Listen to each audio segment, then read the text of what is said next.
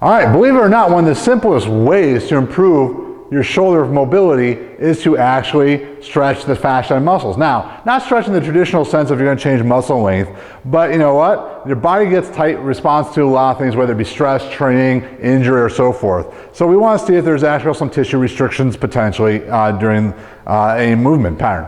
So one way we can do this is actually using the sandbag as just a little bit of a feedback mechanism. So what Jessica's done is placed her arm about 45 degrees. You don't want to put it directly above your head. You want a little bit of an angle. It's a lot more forgiving. It's also going to work a lot better through our fascial lines.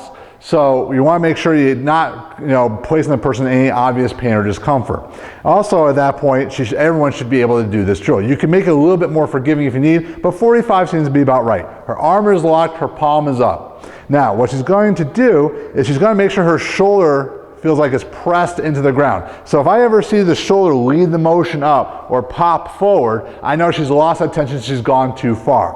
What she's going to do is have a foam roller on the opposite side, because we don't want too much rotation through her back when we do this drill, but what she's going to do is lift up her same leg, about 90, and she's going to take a deep breath in through her stomach, exhale, and try to allow that little bit of rotation. Now what that's doing, if she continues to press the arm into the ground, is really open that entire cross line. So you're gonna get pecs, obliques, you're gonna get the bicep into it, and this is a great drill. You can take several deep breaths in and out. So what we're trying to do is a little contract, relaxed breathing. She can press her shoulder into the ground, she can press her leg into the foam roller, and then upon the exhale, she's going to try to lengthen both. So she's going to try to reach further into the bag, and she's going to try to press her leg further into the foam roller. So this is a great way to find some opening that's not your traditional stretching, but using some feedback both of the ground and the USB to work a lot of those direct lines that keep a lot of people tight.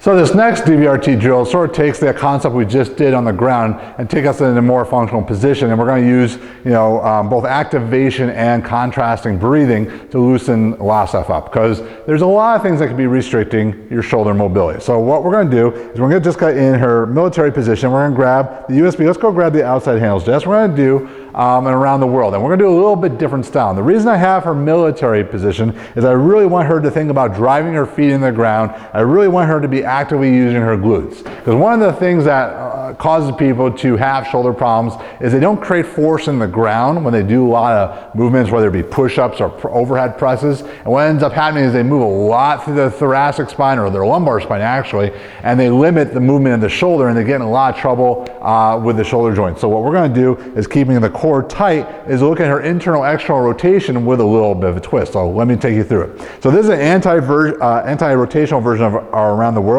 Very slowly, she's going to drive one elbow into her side.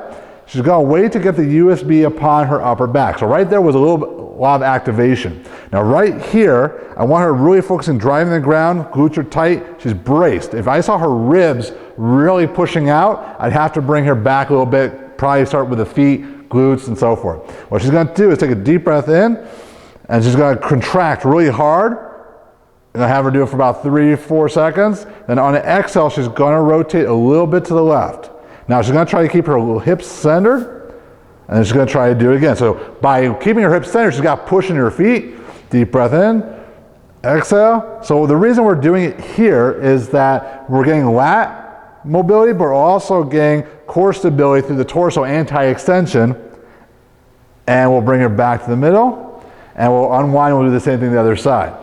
So you're getting a lot of stuff. You're getting sort of playing off the nervous system, you're tensing the right muscles, you're trying to open up different fascial lines and so forth. So she would just go to the other side. We'll just do it real quick. Again, making sure she doesn't lead with those ribs. She's gonna dig into the ground, deep breath in, exhale. Good, and also a good chance too, if I saw her take a deep breath in and her ribs really expanded, I know she probably was a little bit of a chest breather. That's something we want to address independently. But keeping her hips stationary is a great way of also making sure she's using her glutes and her lower body. Nice, Jessica, let's come back around. You could do this from a tall kneeling posture as well, but you're gonna find initially for a lot of people that's a little bit too drastic of a body position. So taking them into a military stance allows them to understand how to develop force from the ground up. Now, one of the toughest challenges facing coaches is how do you get people to learn good movement habits in the environment of them wanting to achieve their own goals of whether it's getting leaner, losing body fat, gaining more muscle mass and so forth. Sometimes people, they don't have quite the same goal, so we got to backdoor some of these concepts. So one thing we want to do is have people understand that force is being always created from the ground up. So we can actually do a drill here that also will clean up a lot of hip and core stability issues. Hip and core stability issues can also coincide with problems in the upper body. So what Jessica's going to do is she's going to grab the middle of her USB and she's going to get in ready to press the weight out. She's going to get in a split squat. We're not even going to lunge, we're just going to split squat. And what she's going to slowly do is press the weight out as she goes down. Now, we do this in a squat pattern when we want to keep a more upright torso. The reason we're doing this here is that we're trying to teach her to engage the ground and open up that hip while maintaining a stable core. So a lot of people, when they go into a split squat, they really extend to their lumbar spine, but you can see Jessica's doing a good job of keeping it at nice plank as she's doing the movement. And being in that split squat position will allow her to get dynamic flexibility in the hips, which will clean up a lot of garbage in the upper body as well, but also learning how to activate the glutes and the core to keep her shoulders in the right position. Now, if you're not strong enough to press out, or you don't have a wide enough USB, you're not rewarded with doing something easier. You might be actually doing something a little bit more challenging.